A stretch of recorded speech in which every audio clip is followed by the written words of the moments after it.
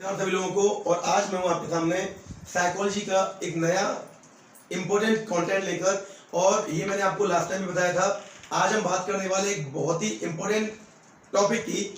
और जैसा कि लास्ट के वीडियो में मैं क्लियर कर चुका हूं, 5 जुलाई का जो एग्जाम है वो टारगेट लेके चलते हैं। क्लासरूम में आपको कैसे इफेक्टिवली अपने आप को मैनेज करना है वो टारगेट लेके चलते हैं। तो वो टारगेट जो क्लासरूम वाला है वो लॉन्ग टर्म है। सीटेट को लेकर अगर बात करूं तो आज मैं बात करने वाला हूं उस इंपॉर्टेंट टॉपिक की जो आपको सीटेट के एग्जाम में, चाहे प्राइमरी दें या आप जूनियर दें, इन दोनों एग्जाम में आपको वो 2 या 3 नंबर के लिए जरूर पूछा जाता है। और उसमें आप कहीं ना कहीं माइनर चीज मतलब सोचकर, थोड़ी माइनर मिस्टेक कर आप वो 1 नंबर, 2 नंबर, 3 नंबर खो देते हो। और ये बार बार देखा गया है। तो आज का जो मैं कंटेंट आपको देने वाला हूं, मैं आपसे रिक्वेस्ट करूंगा फोकस कीजिएगा मैं आपको क्या बताना चाह रहा हूं। और उसमें आपको कहीं भी कोई डाउट या कोई ऐसा लगे आपको कुछ फील हो कि कुछ टॉपिक छूट गया या उसके अंदर कोई कंटेंट छूट गया, तो आप मुझे मैसेज में कमेंट करके जैसे भी आपको ठीक लगे आप भेज सकते हैं, मैं उसे पूरा करूंगा। वैसे आई होप कि जो कंटेंट मैं आपको देने वाला हूं इसमें कुछ भी आपका छूटने वाला नहीं है, क्योंकि ये बारीकी से ऑब्जर्व किया गया है और इन बातों का विशेष रूप से ध्यान रखा गया है कि कंटेंट आपको वो मिले जो आपको बेनिफिट करे या बेनिफिशियल रहे आपके नेक्स्ट एग्जाम में। और बेसिकली आप इसको कैसे समझेंगे, किस तरह आप तक मैं पहुंचाने वाला हूं, इसको आप जरा फोकस कीजिए।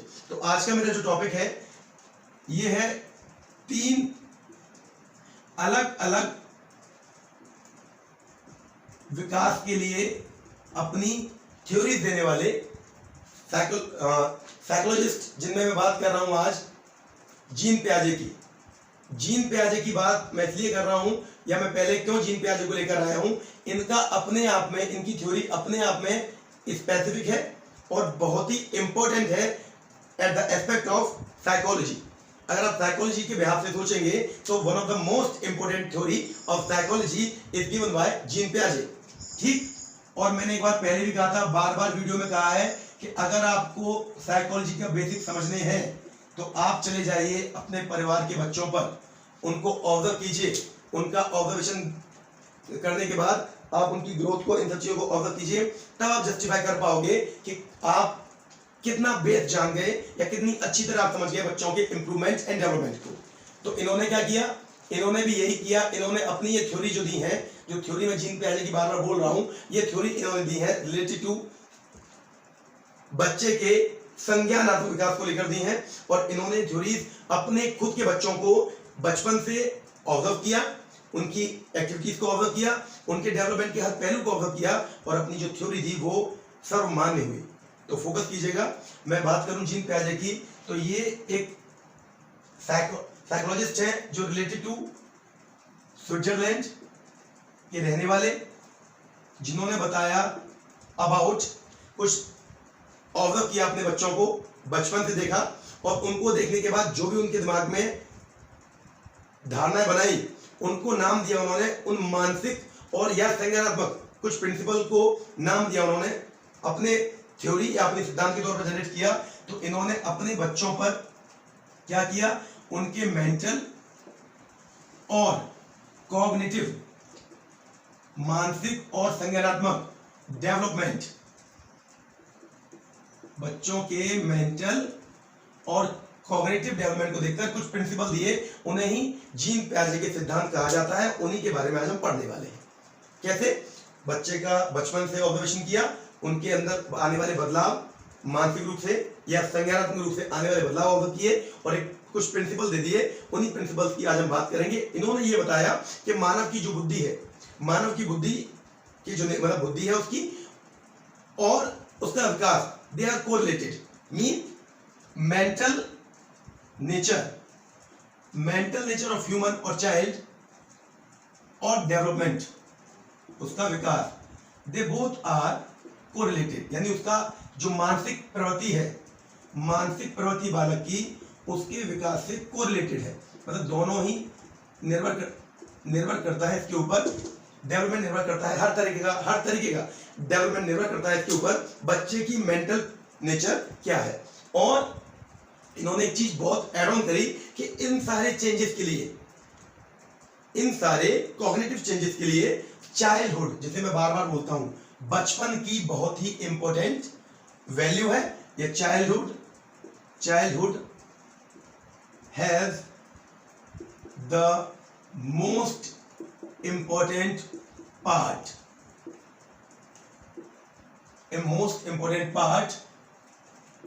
किसमें? On the development of child.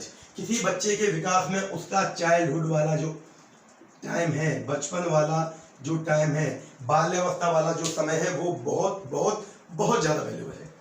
इसी बिहाफ पर इन्होंने अपने प्रिंसिपल दिए और उन प्रिंसिपल को उन्होंने 4 मेन कैटेगरी में बांटा, जिसमें उन्होंने सिंपल सा बोला कि पहले जो थ्योरी चल रही थी कि उद्दीपक को देखकर रेस्पॉन्स देना, मतलब जब आपने कोई स्टिमुलस देखा उसके लिए आप रेस्पॉन्स देंगे। ये पेवलोव ने कहा था, ये पेवलोव ने बताया था यही, और पेवलोव की थ्योरी काफी टाइम तक मानी गई। लेकिन इन्होंने बोला कि जब कोई बालक किसी स्टिमुलस को देखता है उसके लिए रेस्पॉन्स देना वो स्वाभाविक है, लेकिन उसके बीच में वो पहले सोचता है, पहचानता है क्या मैंने ये उद्दीपक पहले देखा हुआ है। इवन मतलब अगर किसी बच्चे ने कोई स्टिमुलस देखा तो पहले उसे पहचानेगा, ये बीच में कॉग्निटिव चल रहा है, ये इसका बौद्धिक स्तर है। यानी उद्दीपक का रेस्पॉन्स देने से पहले बीच में क्या प्रक्रिया हो रही है, पहले उसे पहचानता है, पहचानने के बाद उसे ऑब्जर्व करता, एडप्ट करता है, ग्रहण करता है, और ग्रहण करने के बाद जब उसे लगता है कि हाँ इसका ये रेस्पॉन्स है, देन वो रेस्पॉन्स देता है। यानी अगर वो किसी कष्ट में हो, एग्जाम्पल के लिए किसी बच्चे के आगे एक कुत्ता उसके पीछे भागा, एक सिंपल सा कॉन्सेप्ट है, जब उसने देखा कुत्ते को कई बार पीछे भागा होगा वो, तो उससे बचने के लिए भागा होगा ऑब्वियस। लेकिन जब उसने ऑब्जर्व कर लिया कि अगर मैं रुक जाता हूं और ईंटा उठाता हूं तो कुत्ता रुक जाता है, इट मींस कुत्ते को देखकर भागना उद्दीपक का एक स्टिमुलस का स्वाभाविक रेस्पॉन्स। लेकिन बीच में उसने विचार किया, ठीक है, निष्कर्ष निकाला कि उस गली में जब मैं जाता हूं मेरे पीछे भागता तो वो एक डंडी लेके हाथ में चल रहा है, या वो पत्थर लेके हाथ में चल रहा है, या वो साइकिल पे तेज जा रहा है लेकिन साइकिल उतार के पैदल जा रहा है। ये क्या था? ये था कॉग्निटिव डेवलपमेंट, ये था कॉग्निटिव यूज, ये था माइंड का यूज। तो उन्होंने यही कहा आप एक स्टिमुलस के रेस्पॉन्स से बच्चे का विकास नहीं कर सकते, उसका वो कॉग्निटिव थ्योरी आपको जाननी चाहिए कि उसने बीच में किन किन बातों को यूज किया, उसे कौन कौन फैक्टर यूज किए, तब जाके वो निष्कर्ष निकाला। तो इन्हीं बातों को लेकर उन्होंने जो कहा, जो बताया, वो ये उनका और 4 सिद्धांत दिए। और इनका ये भी कहना था हर स्टेज में, ईच स्टेज ऑफ डेवलपमेंट, बच्चे की जो लर्निंग एबिलिटी है वो अलग अलग होती जाती है। यानी बचपन से लेकर ऊपर तक जाओगे तो हर अवस्था में ज्ञान का चेंज भंडार बदलता है, ठीक है। स्टेज कौन कौन सी है, वो कौन कौन सी अवस्थाएं बताई, वो इंपॉर्टेंट है। इंपॉर्टेंट ये सारी चीजें नहीं है, इनको आप समझने का प्रयास कीजिए। तो पहली अवस्था को बोला इन्होंने संवेदीय प्रेरक। संवेदीय, मैं हिंदी और इंग्लिश दोनों में एक्सप्लेन कर रहा हूं। आपका मेन कॉन्सेप्ट, आपका मेन फोकस इनको समझना होना चाहिए, ना कि इनकी हिंदी और इंग्लिश पे जाना। हिंदी से समझ पाए हिंदी से समझिए, इंग्लिश से समझ पाए इंग्लिश से समझिए, कुल मिला के समझिए। सेंसरी मोटर स्टेज समझने का प्रयास करें, जिनमें थोड़ा सा लॉजिक है उसे थोड़ा सा यूज करें, समझे। सेंसरी मोटर स्टेज कई बार क्वेश्चन पूछा गया है, कई बार पूछा जाता रहा है, हमेशा पूछा जाता रहा है। तो इसकी जो एज बताई है उन्होंने, वो बोली है जन्म से 2 वर्ष, मतलब बच्चे ने जन्म ले लिया उसके बाद 2 वर्ष तक उसकी स्टेज चलती है। मैंने क्या बोला, उन्होंने ये सब कुछ अपने बच्चों पे किया था, तो आप समझे। इनका सिंपल सा मानना है, इस अवस्था को अगर आप कहें तो एक लाइन में एक्सप्लेन करूं, स्वकेंद्रित और स्वार्थी। ये स्टेज है स्वकेंद्रित, सेल्फ सेंटर्ड बच्चा, ठीक है, और स्वार्थी है वो, स्वकेंद्रित, अपने बारे में सोचने वाला, और सेल्फिश, अपने बारे में विचार करने वाला। ये अवस्था है इसके अंदर, और किसके यूज से? संवेदी प्रेरक, सेंसरी मोटर स्टेज। सेंसरी बोले तो जितने भी सेंस ऑर्गन होते हैं उनके यूज से वो समाज का या अपने आसपास की चीजों को ज्ञान लेता है। इस उनका मानना था कुछ प्रवृत्तियां बच्चा जन्मजात लेके पैदा होता है, जैसे चूसना बोले या देखना बोले, चीजों को पकड़ना बोले, ये जन्मजात है।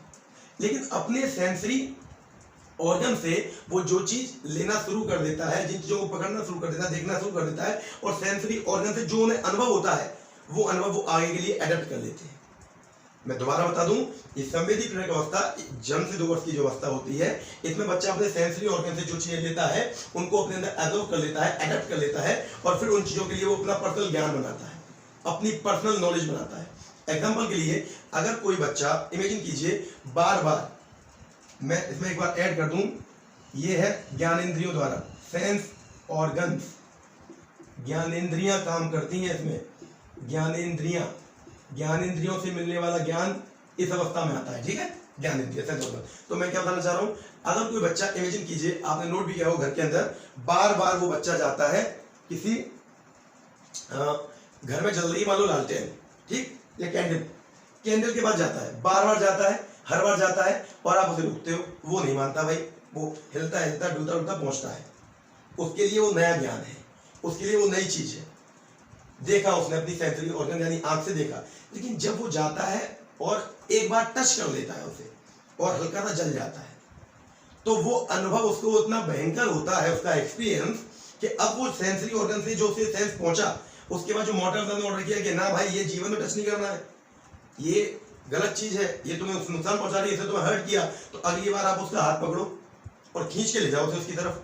वो चिल्लाना शुरू कर देता है, वो रोना शुरू कर देता है, क्योंकि उसका जो एक्सपीरियंस था किसका, उसके सेंसरी ऑर्गन्स का, उसके थ्रू वो नेगेटिव आया, और जिसके लिए नेगेटिव आया वो उसके लिए कभी आगे नहीं जाता है।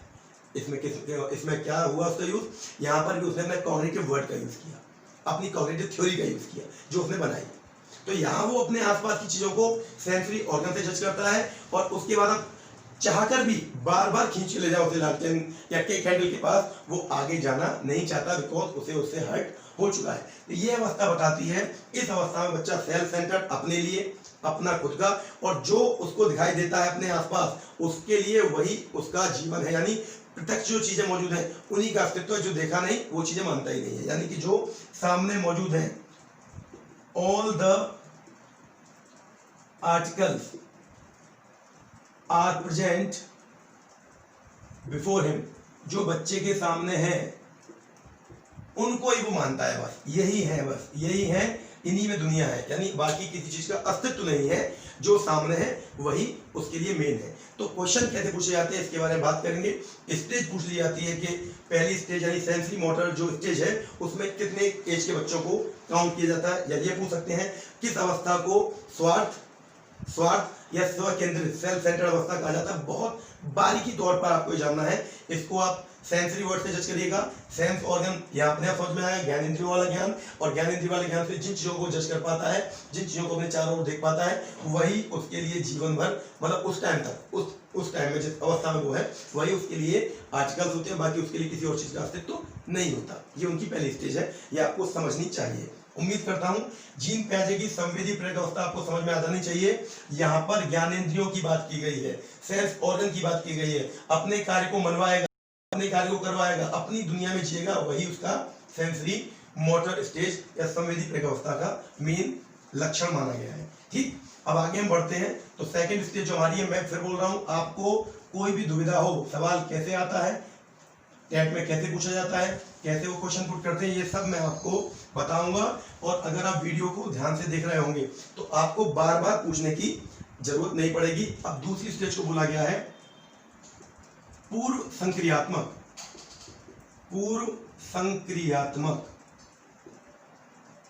अवस्था। पूर्व संक्रियात्मक अवस्था बिल्कुल समझने का प्रयास कीजिए। इसे बोलते हैं pre operational stage, pre operational stage. इसके बारे में मैं आपको एक वर्ड क्लियर करूं तब आप इसे अच्छी तरह समझ पाएंगे। ठीक, प्री ऑपरेशनल स्टेज बोला गया है पूर्व संक्रियात्मक अवस्था। ये इसकी जो एज है वो 2 से 7 साल है। अवस्था क्या है, इस संक्रियात्मक यानी ऑपरेशन वर्ड का मीन समझिए। ऑपरेशन मीन होता है, ऑपरेशन मीन होता है, इसका बेसिक अर्थ समझिए कि किसी भी चीज को देखकर उसका क्या कार्य करने की तरीका रहा होगा, मतलब कोई भी कार्य कैसे पूरा हो पाएगा, उसके लिए जो स्ट्रेटेजी बनाई जाती है, उसके लिए जो कार्य करने का तरीका नया निकाला जाता है, या नई नई जो रणनीतियां बनाई जाती हैं, उन्हें आप ऑपरेशनल में काउंट कर सकते हैं।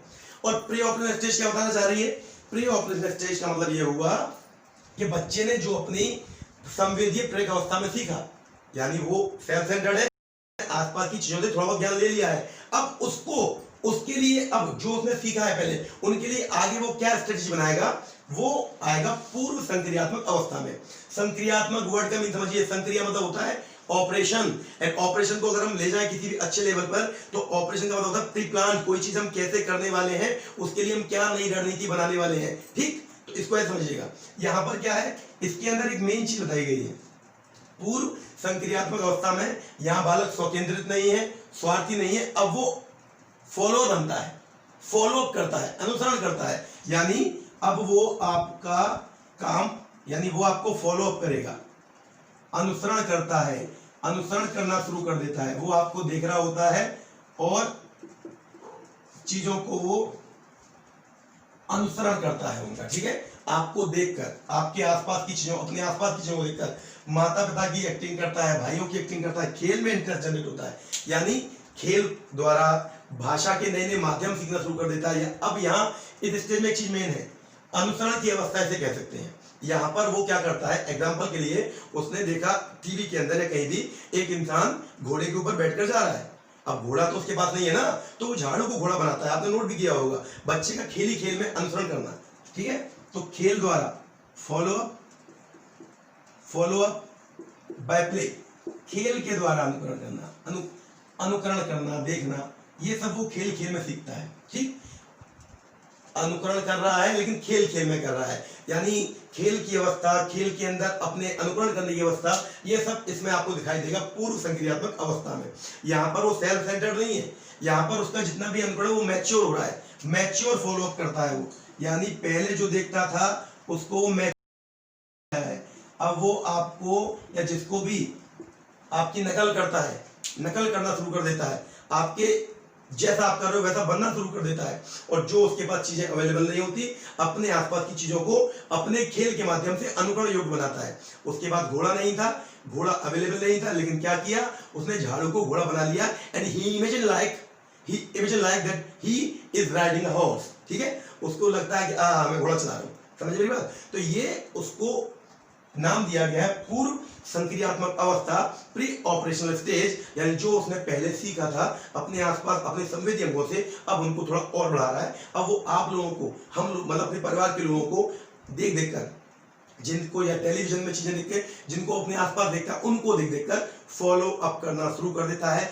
और धीरे धीरे उसका अनुकरण मैच्योर हो रहा होता है, वो मैच्योरिटी की ओर जा रहा होता है, और वो इस सब को अपने खुद के आसपास के माहौल से देखता है, और आसपास के माहौल में ही वो के लिए चीजों होता है, ठीक। तो इसमें भी क्वेश्चन पूछा गया है, सेकंड स्टेज क्या होती है, ये होती है भाई, याद रखें, पहले संवेदी हुई, फिर अब संवेदी को फॉलो करें तो प्री ऑपरेशनल, पूर्व संक्रियात्मक अवस्था, ठीक। पूर्व संक्रियात्मक जो पहले उसने, अब यहाँ की यूटिलाइज करेगा बड़े लेवल पर, थोड़े बड़े लेवल पर। इसका मेन अनुकरण या अनुसरण करने की अवस्था के कौन सी, जीन पियाजे के अनुसार पूर्व संक्रियात्मक, प्री ऑपरेशनल, यहाँ पर वो अनुकरण करके सीखता है, ठीक। और खेल खेल में, खेलों को में अनुकरण का प्रयोग करता है, खेलों में फॉलो अप करता है, खेल से वो नई चीज निकालता है, ये सब पूर्व संक्रियात्मक अवस्था का पार्ट है, और ये आपको चाहिए, ठीक। अब एक चीज और बता दूं, इसको आपको लिखना नहीं है, मतलब लिखना मीन थोड़ा बेसिकली समझ लीजिए। पूर्व संक्रियात्मक अवस्था जो 2 से 7 वर्ष की है, उसकी 2 कैटेगरी बताई गई है। पूर्व संक्रियात्मक अवस्था की 2 कैटेगरी हैं, सिंबॉलिक फंक्शन सब स्टेज, पहली है सिंबॉलिक फंक्शन सब स्टेज, ये पहली अवस्था 2 से 4 वर्ष, यानी जो 2 से 7 वर्ष वाली अवस्था है उसकी 2 कैटेगरी बांट दी है। 2 से 4 वर्ष की अवस्था को बोला गया है सिंबॉलिक सब स्टेज। इसको समझने का प्रयास करें, इसे बोला गया पूर्व प्रत्यात्मक, हिंदी में प्रत्यात्मक काल। मैं आपको ये नहीं कह रहा हूं कि आप डीप इसके बारे में जाने पर जान लीजिए, ये है 2 पार्ट इसके, किसके, पूर्व संक्रियात्मक अवस्था के 2 भाग हैं। स्टेज में जो वो फंक्शन दिखाता है, जो उसके अंदर चेंज, 2 कैटेगरी में, पहले को पूर्व प्रत्यात्मक यानी सिंबॉलिक फंक्शन सब स्टेज, दूसरा है इंट्यूटिव फंक्शन सब स्टेज। इंट्यूटिव को आप इनिशिएटिव बोल सकते हैं, या स्टार्टिंग वाले बोल सकते हैं। इंट्यूटिव थॉट सब स्टेज, इंट्यूटिव थॉट सब स्टेज, कोई बड़ी बात नहीं है, मैं इसका आपको बस समझा रहा हूं इसमें होता क्या है, यानी ये नाम क्यों दिया गया, ठीक है। इन्हें बोला गया हिंदी में अंतः अवस्था, अंतः प्रज्ञ काल। मैं कह रहा हूं हिंदी की ओर मत जाओ, हिंदी की ओर मत जाओ, अंतः प्रज्ञ काल अवस्था, या ऊपर वाली जो लिखी हुई है पूर्व प्रत्यात्मक काल, इनको समझो, इनका मीन क्या है।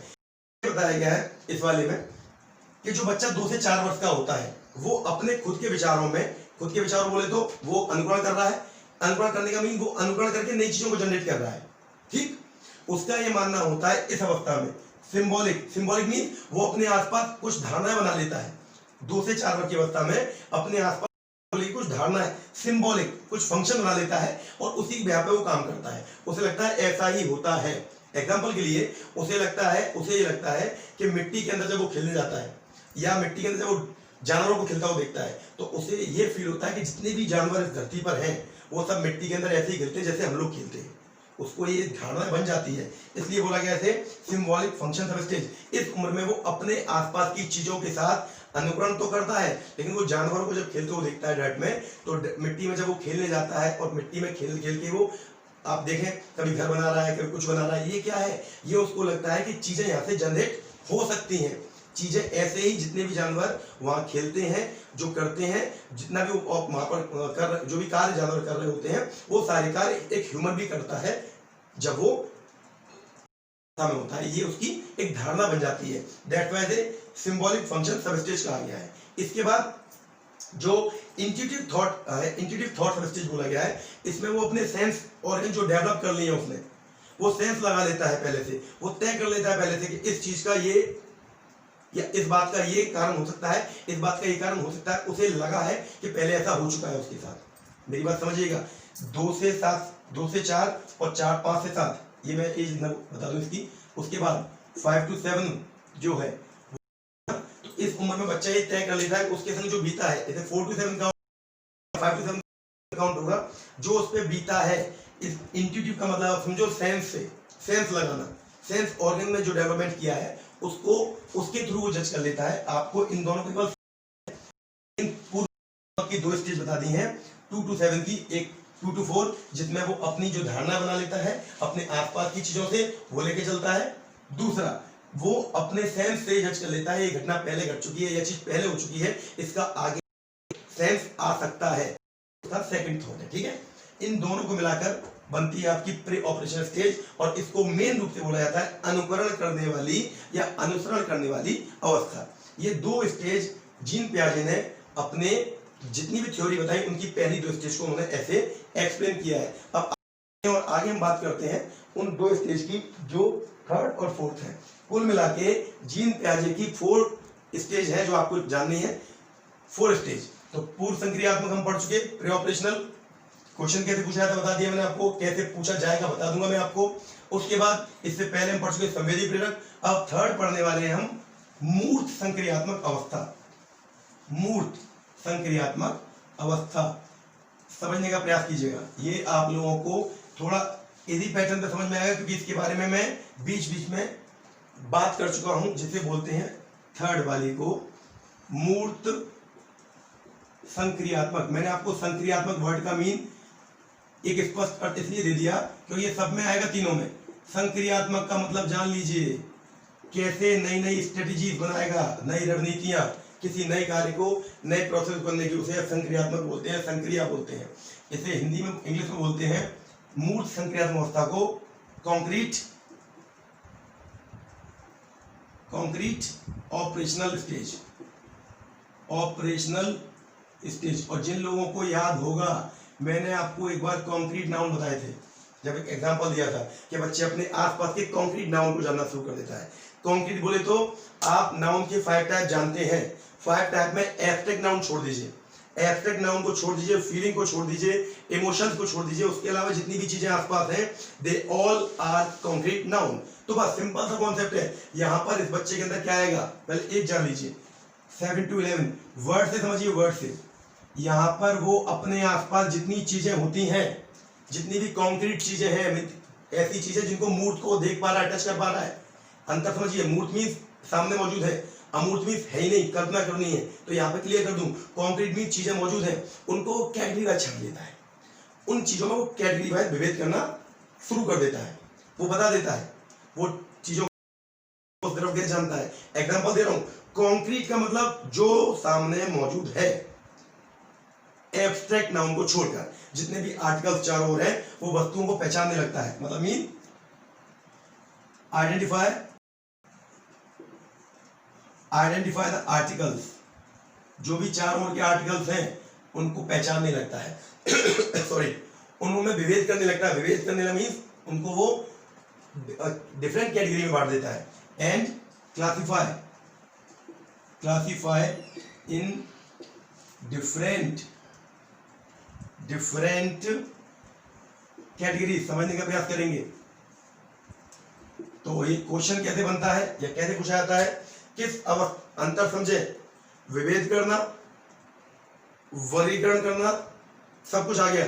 अपने आसपास की चीजों को देखना, उनमें विभेद करना, विभेद होता है अंतर करना। ये एक तरह की चीजें हैं, ये दूसरे तरह की चीजें हैं। अब उनको और अलग अलग रूपों में बांट देना ये बच्चा इस अवस्था में आके कर सकता है।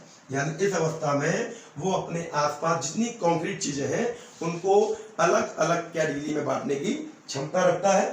ठीक, और जो क्षमता उसकी है वो इस स्टेज में आके डेवलप होती है।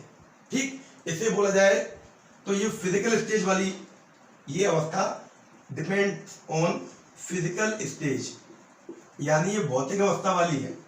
इसमें बच्चे का विकास भौतिक अवस्था के लिए ज्यादा होता है, इसमें मेंटल स्टेज इतनी डेवलप नहीं होती। ठीक, ये भौतिकवादी अवस्था है। पूछ सकते हैं कि प्याजे की किस अवस्था को फिजिकल स्टेज कहा गया है, which stage is generally known as physical stage in प्याजे थ्योरी। तो नाम होना चाहिए कंक्रीट वाला, कंक्रीट का मतलब ही फिजिकल है, चारों ओर की चीजें। ठीक, और मैंने बोला किस अवस्था में वो कैटेगरी बांट देता है, विभेद कर लेता है, उनको वर्गीकृत करता है, ये भी आपको पता होना चाहिए। वो चिंतन करता है इस अवस्था में, मतलब जो पूर्व ज्ञान जो पहले उसने सीखा है प्री नॉलेज पर, प्री नॉलेज जो उसकी है उस पर वो आर्ग्यूमेंट करता है। प्री नॉलेज पर वो आर्ग्यूमेंट करता है, प्री नॉलेज पर वो तार्किक आर्ग्यूमेंट करता है, लॉजिकल आर्ग्यूमेंट, थोड़े बहुत लॉजिकल आर्ग्यूमेंट को यहां करना शुरू कर देता है। यानी अगर आप कहो तो यहां पे वो तार्किक बातें करना शुरू कर देता है। पूर्व ज्ञान, जो पूर्व ज्ञान है उसका जो वो लेके आया है उस पर वो तर्क भी कर लेता है, तर्क करना शुरू कर देता है। एग्जाम्पल के लिए अपने खुद के नियम बनाना शुरू कर देता है। ये भी इंपॉर्टेंट फैक्टर है इसका, अपने खुद के नियम बनाता है। मेक हिज ओन रूल्स, वो कैसे बनता है, या पर्यावरण के अपने नए नियम सीख जाता है, अपने खुद के नियम बनाता है, स्वयं के नियम, स्वयं के सिद्धांत, स्वयं के सिद्धांत और स्वयं के नियम। और ये बहुत बड़ी बात है, ये किसी भी कॉग्निटिव डेवलपमेंट का मेन पार्ट है कि आप खुद के नियम बना लेते हो। आगे चल के वो जब लॉजिकल चीजें होती हैं तो और वो नियम कहीं चेंज हो जाते हैं, लेकिन नियम बनता जरूर है। और वो बनता कैसे है, जो अपने चारों कॉन्क्रीट चीजों में देखता है। एग्जाम्पल के लिए किसी बच्चे का एक फ्रेंड रूड निकला, एक फ्रेंड रूड है जो उसे अच्छी तरह बात नहीं करता, या उसको लंच खाया था उसका, उससे प्यार से बात नहीं करता था, फिर लंच के बाद जब लंच लाना बंद कर दिया, या बच्चे ने लंच एक दिन वो लेके नहीं आया तो उसने लंच उसे नहीं कर। एग्जाम्पल दे रहा हूँ, उसका एक फ्रेंड रूड निकला, उसका दूसरा फ्रेंड रूड निकला, कि बचपन की दोस्ती केवल इसीलिए होती है, दोस्ती का सेंस आगे जाके बदलता है। उसका तीसरा फ्रेंड रूड निकला, तो इससे उसने अपना नियम बना लिया, वो एक कॉन्क्रीट नियम तय कर लिया कि भाई सारे दोस्त रूड होते हैं, all friends are rude. Example दे रहा हूं मैं आपको, ये क्या हुआ, ये खुद का नियम हुआ, ऑल फ्रेंड्स आर रूड। ये नियम चेंज होगा, ये नियम इस स्टेज में उसने अपने खुद के नियम को बना लिया। वो पर्यावरण के अनुकूलन के नियम सीख जाता है। और जान लीजिए तर्क और विचार अनुकूलन की वजह से ही आता है। अनुकूलन मीन जब आप किसी चीज को अडैप्ट करते हैं, आप फेवरेबल चीजों, आप किसी चीज को जानते हैं, उसके फेवरेबल टर्म आप जानते हैं, तभी आप लॉजिकल तर्क कर सकते हैं, तभी आप अपने डेवलपमेंट को और इफेक्टिव कर पाते हैं। तो यहाँ पर वो क्या कर रहा है, उसका एक दोस्त रूड निकला, उसने लगाया हाँ भाई रूड है, इत्तेफाक था। दूसरा रूड निकला, तीसरा भी जब रूड निकला तो एक नियम तय कर लिया, दोस्त रूड होते हैं। और ये मैंने क्या बताया, नियम बनाने की अवस्था, नए नए सिद्धांत बनाने की अवस्था, अपने खुद के नियम बनाने की अवस्था, तार्किक आर्ग्यूमेंट करने की, पूर्व ज्ञान पर आधारित तार्किक आर्ग्यूमेंट, पूर्व ज्ञान नहीं जो पहले वाली स्टेज में सीख के आया है। उसके अलावा इसे भौतिक अवस्था भी कहा जाता है, क्योंकि कंक्रीट का मतलब ही भौतिक है, कंक्रीट का मतलब ही चारों ओर मौजूद चीजें हैं। समझ में आ रहा होगा जो मैं आपसे पहुंचाना चाह रहा हूं। तो पियाजे ने जो थर्ड स्टेज बोली है उसमें बोला है बच्चा इन चीजों के थ्रू अपने आप को, अपनी नॉलेज को, अपनी कॉग्निटिव डेवलपमेंट को आगे बढ़ाता है, आगे लेकर जाता है। वो मूर्त चीजों की बात करता है, सामने जो चीजें हैं उनकी बात करता है, जिन्हें छू लेता है, जिन्हें टच कर लेता है, उनके बारे में बात करता है और उन्हीं को लेकर अपनी नई स्ट्रेटजीज, अपने नए नए नियम बना लेता है। इसीलिए बार बार संक्रियात्मक वर्ड जुड़ा हुआ है। अब जो नेक्स्ट है चौथी अवस्था, वो बच्चे की डेवलपमेंट की मोस्ट इंपोर्टेंट अवस्था मान लीजिए, और यही इंपोर्टेंट ऐसा नहीं बारीक बेसिक टू एडवांस अगर हम चल रहे हैं तो चारों ही कंडीशंस इंपोर्टेंट है।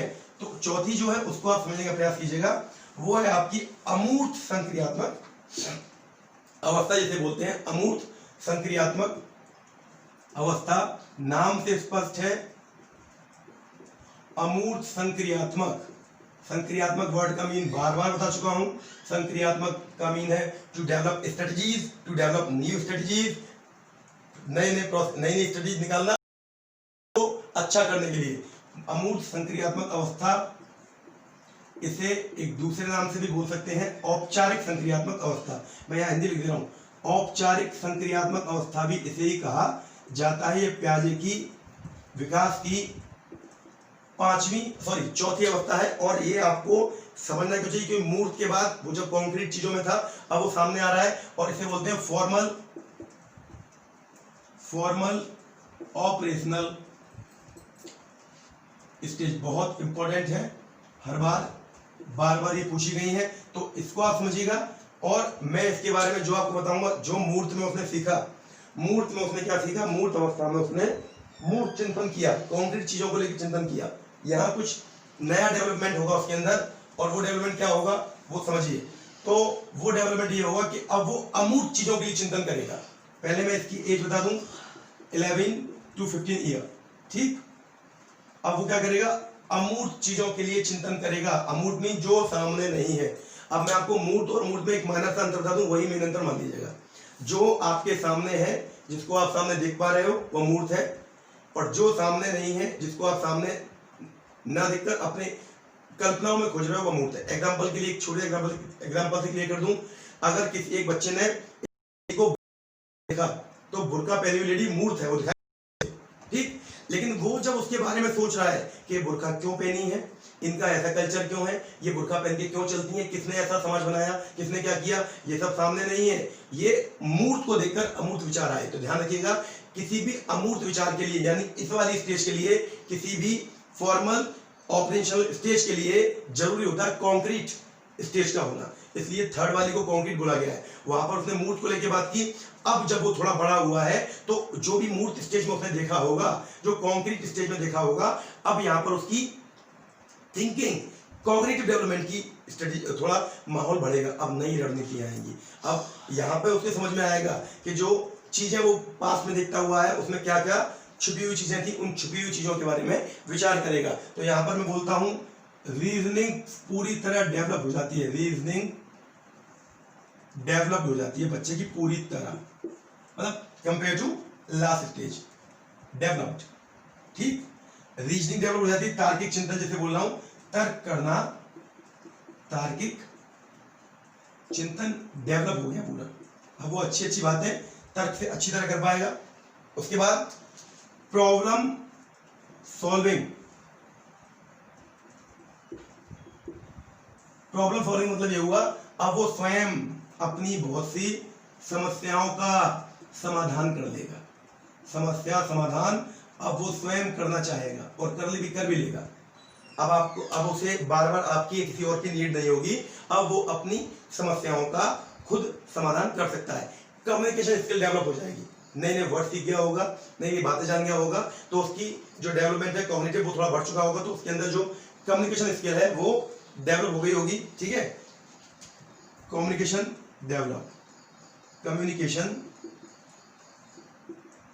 डेवलप हो चुका होगा, ठीक,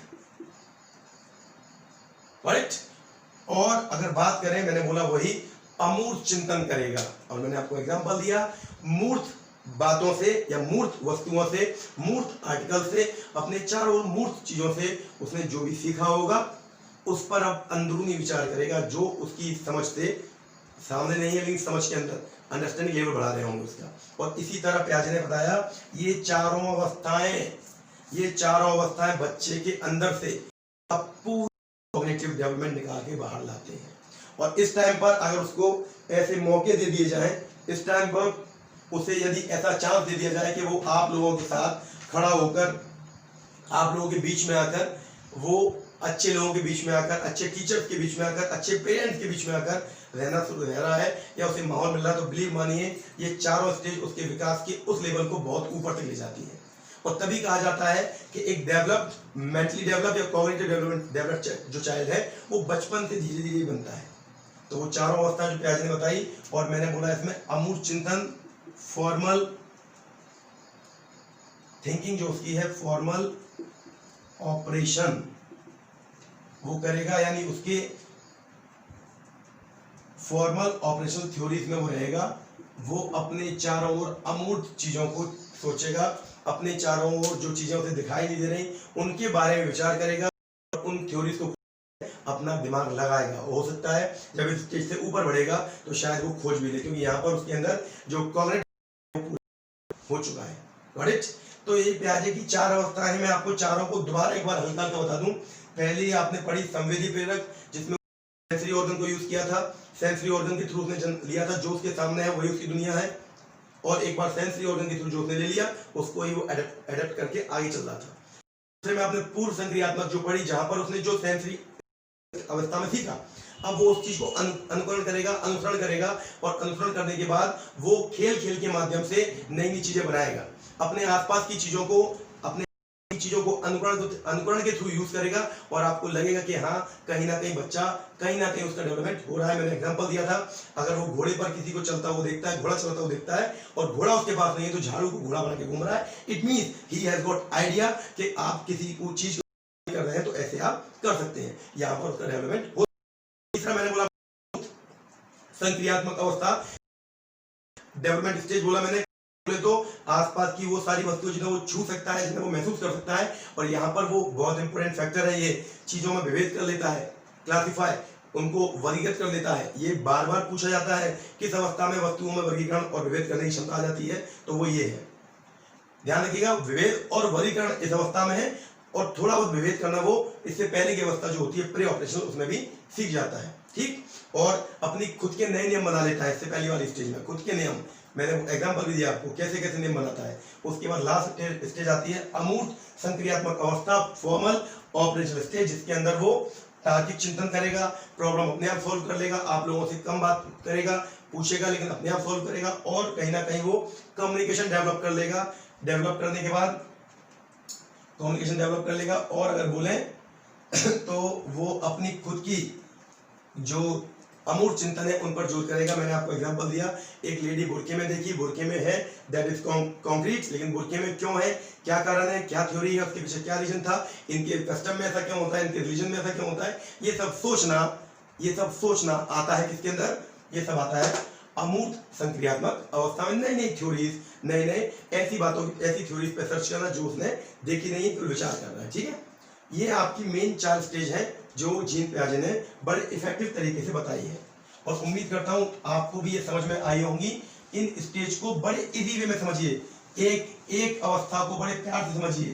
संवेदी वाली सेंस ऑर्गन, ठीक, पूर्व वाली पूर्व संक्रियात्मक अनुकरण, मूर्त वाली ठोस वस्तुओं वाली, चारों ओर की वस्तुओं वाली, खुद के नियम वाली, अमूर्त वाली जो चीज प्रेजेंट नहीं हो उसके बारे में सोचना, सिंपल वे में चारों आपके पास। अब प्याजे ने जो बताया उसके अकॉर्डिंग उन्होंने जो बातें जो आपको दी, 2 सिद्धांत और उन्होंने दिए, उन 2 थ्योरी को भी आपको जानना चाहिए। एक है निर्माण और खोज का सिद्धांत, ये बताना चाह रहा हूं मैं आपको, ये 2 थ्योरी और है, निर्माण व खोज का सिद्धांत, क्योंकि कॉग्निटिव डेवलपमेंट है, तो कॉग्निटिव डेवलपमेंट से रिलेटेड थ्योरी जो प्याजे ने दी है उनमें एक है निर्माण व खोज का सिद्धांत। निर्माण व खोज का सिद्धांत ये भी पूछा गया है, कई बार पूछा जाता है। ये क्या है समझने का प्रयास करेंगे। प्याजे का मानना है, प्याजे का ये मानना है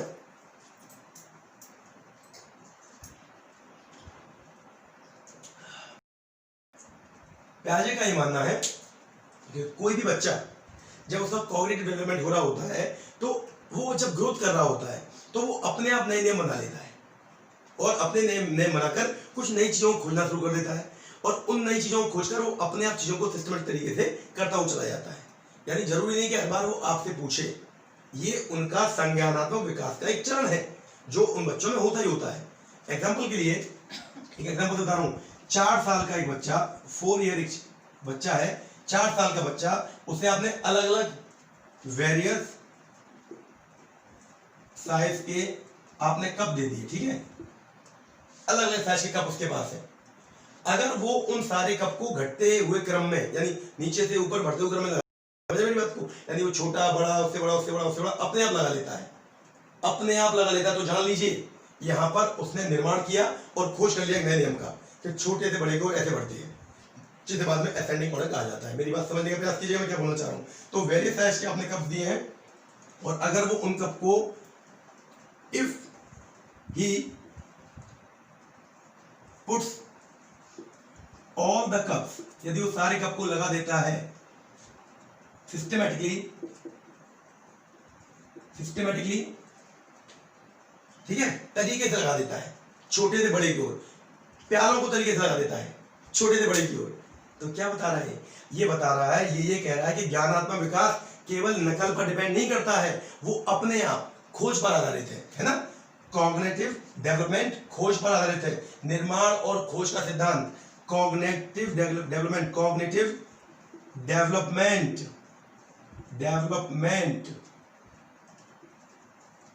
बेस्ड ऑन डिस्कवर, खोज पर निर्मित है, खोज पर आधारित है, डिस्कवरी या डिस्कवर, वो खोज पर आधारित है और वो चीटिंग नकल पर आधारित नहीं है।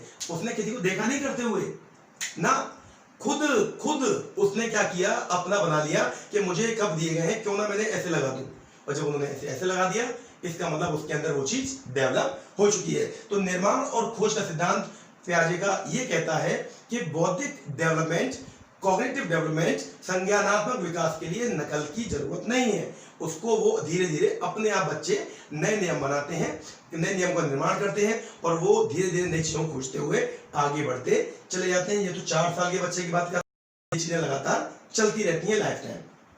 Got it?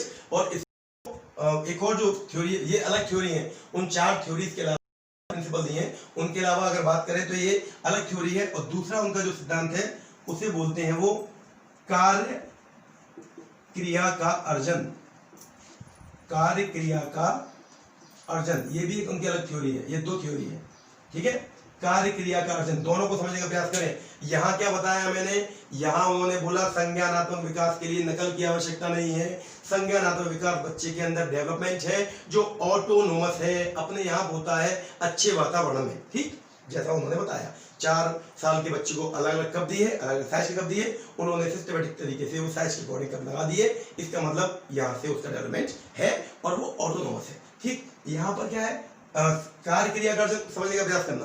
कार्य क्रिया का अर्जन उनका ये कहना चाहते हैं, उनका मीन समझिए, कार्य क्रिया का अर्जन का आशय है कि अगर मान लीजिए किसी बच्चे को आपने खिलौना दिया, उसने खिलौना तोड़ दिया और तोड़ने के बाद 2 टुकड़ों में तोड़ दिया और तोड़ने के बाद वो दोबारा जोड़ने का प्रयास कर रहा है। एक कार्य जो उसने किया उसके विपरीत कार्य कर रहा है, कार्य किया सीधा तोड़ दिया, विपरीत कार्य हो रहा है जोड़ना। तो यहां पर इस प्रिंसिपल को बोला उन्होंने कार्य क्रिया का अर्जन। और अपनी विभिन्न अवस्थाओं में, वेरियस स्टेज, किशोर अवस्था तक, जब तक बच्चा अपनी इन्फेंस से एडोलसेंस तक नहीं पहुंचता तब तक कई बार हर स्टेज में नई नई कार्य क्रियाओं को अर्जित करता है, बार लेता है। सीधे कार्य को अपोज होता है लेकिन अपोज करके फिर वो सीधा करता है। एग्जांपल दिया ना मैंने भी, खिलौना तोड़ा गया, अब वो सोच रहा है उस खिलौने को बार जोड़ने का। क्या है, उसे मालूम है कि मैंने ये कार्य सीधा था, मैंने खराब किया, अब मैं इसे जोड़कर दोबारा ठीक करने का प्रयास कर सकता हूं। इट मीन्स कोई भी कार्य अगर खराब हो गया है तो उसे रिकवर करने के चांसेस भी होते हैं। ये बच्चा जनरेट कर लेता है, कब तक, एडोलसेंस तक। एडोलसेंस के बाद वो उन चीजों को खराब नहीं करता, वो ट्राई करता है, या तो खराब होती हैं, बहुत बड़े लेवल में खराब होती हैं।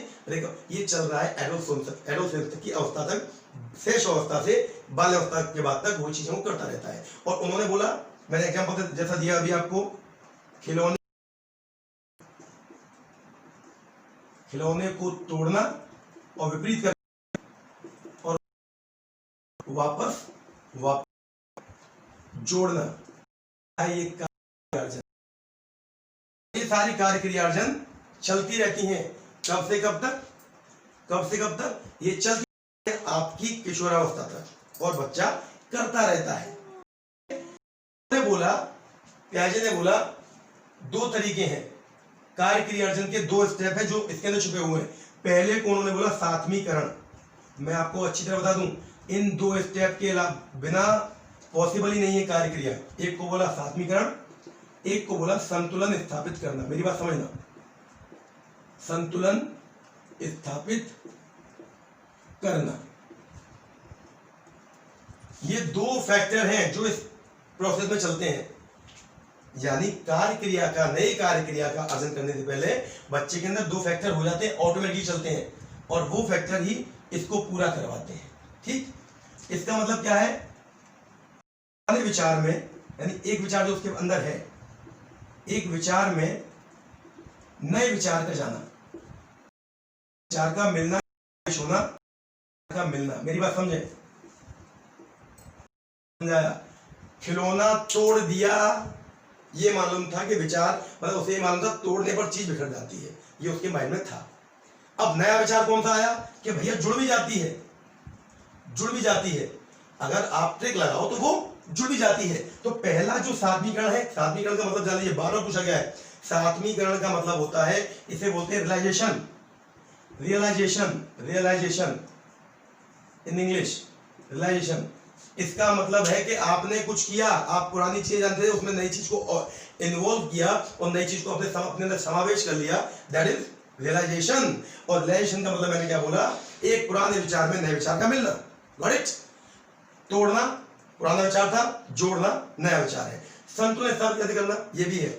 अब वो नए विचार के साथ अगर समायोजन ढा लेता है, अगर वो बुद्धि चला लेता है कि मैंने जैसे तोड़ा है, लगा के फेविक्विक लगा के धागा या कोई ट्रिक जोड़ के बांध के अगर दोबारा जोड़ दूं तो शायद मैं दोबारा पहुंच जाऊंगा, एक नए कार्य क्रिया को अर्जन कर लूंगा, या मैं दोबारा पहुंच जाऊंगा खिलौना से। वो खिलौना सही करना चाह रहा है, वो तोड़कर सही करना चाह रहा है, ऑटोमेटिक एक नई क्रिया का अर्जन कर रहा है। बट जब तक वो संतुलन स्थापित नहीं कर पाएगा, strike a balance, strike a balance means जब तक वो संतुलन स्थापित नहीं करेगा, जब तक वो बैलेंस नहीं बना, नए विचार के साथ समायोजन नहीं बना पाएगा, नए विचार के साथ समायोजन नहीं बना पाएगा, तब तक समायोजन, समझते ना? समायोजन मतलब नया विचार जो देख रहा है या नया विचार जो उसने सीखा, अगर समायोजन बना लेगा तो जोड़ देगा, और जोड़ देगा तो नई थ्योरी सीख गया कि तोड़कर चीजें जुड़ जाती हैं। और समायोजन नहीं बना पाया तो यहाँ पर सात्मीकरण हो पाया, समायोजन नहीं हो पाया, तो ये चीजें कार्य क्रिया का अर्जन वाला सिद्धांत पॉसिबल नहीं है। तो ये बताया था किसने? ये बताया था जीन पियाजे ने कि दो और थ्योरीज हैं, जिसको नाम दिया निर्माण और खोज का सिद्धांत, जिसको नाम दिया कार्य क्रिया का अर्जन, और उसके बारे में मैंने आपको ये बता दिया। और ये बच्चों के अंदर चलती हैं, ये पूछी जाती हैं कि रहीम नाम का या राम नाम का या किसी भी नाम का एक बच्चा खिलौनों को दोबारा तोड़ रहा है, तोड़ के दोबारा पुर्जे जोड़ रहा है, ये पियाजे के किस सिद्धांत के अंतर्गत आता है? तो सिंपल फैक्ट इज दैट कार्य क्रिया का अर्जन, वो ट्राई कर रहा है, उसे मालूम है जोड़ भी सकता हूं। और उसके दो फैक्टर है, रियलाइजेशन एंड संतुलन स्थापित करना, स्ट्राइक अ बैलेंस, यहां लिख रहा हूं मैं, strike a balance, strike a balance. I hope कि आपको समझ में आ रहा होगा। तो जीन पियाजे अपने आप में साइकोलॉजी के बड़ी बड़ी थ्योरीज, जितनी अच्छी थ्योरीज हैं, कॉग्निटिव थ्योरीज है, उसका बड़ा नाम है, और उनके बारे में मैंने आपको बता दिया। और बार बार ये पूछा जाता रहा है, बार बार ये पूछा जाता रहा है, और आपको इससे जितना बताया उससे रिलेटेड कोई भी समस्या हो, ठीक है, तो आप पूछ सकते हैं, कमेंट कर सकते हैं, मैसेज कर सकते हैं, ठीक है। एक चीज और मैं आपको बता दूं, ये रफ कर रहा हूँ, एक बात और मैं लास्ट यहाँ पर बस टॉपिक खत्म करने वाला हूँ, ये लास्ट टॉपिक लास्ट बताने वाला हूँ, और बहुत इंपॉर्टेंट फैक्टर है, ये आपको समझना होगा। पियाजे ने क्या बोला है बच्चों के बारे में, पियाजे क्या कह गए हैं या क्या कहते हैं बच्चों को लेकर, वो समझने का प्रयास करें। पियाजे बोलते हैं, जीन पियाजे बोलते हैं, एक अच्छी बात बोली है उन्होंने कि बच्चे नए विचारों के निर्माता है ना। पियाजे का मानना है बच्चे नए विचार के निर्माता है, बच्चे संक्रिय ज्ञान जो ऑपरेशनल थ्योरी मैंने आपको बोली, नई नई स्ट्रेटेजी बनाने वाले हैं और उसके अकॉर्डिंग बच्चे अपनी नई नई रचना, नए नए सिद्धांत बना लेते हैं। ठीक है, तो प्याजे के अनुसार, ये इंपॉर्टेंट है, प्याजे के अनुसार बच्चे एंड चाइल्ड संक्रिय ज्ञान, जो ऑपरेशनल थ्योरी है, संक्रिय ज्ञान के निर्माता है,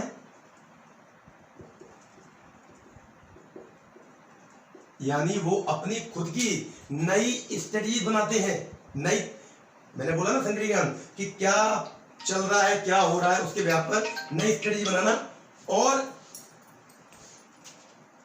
तथा संसार के बारे में, संसार के बारे में अपने सिद्धांतों का निर्माण करते हैं।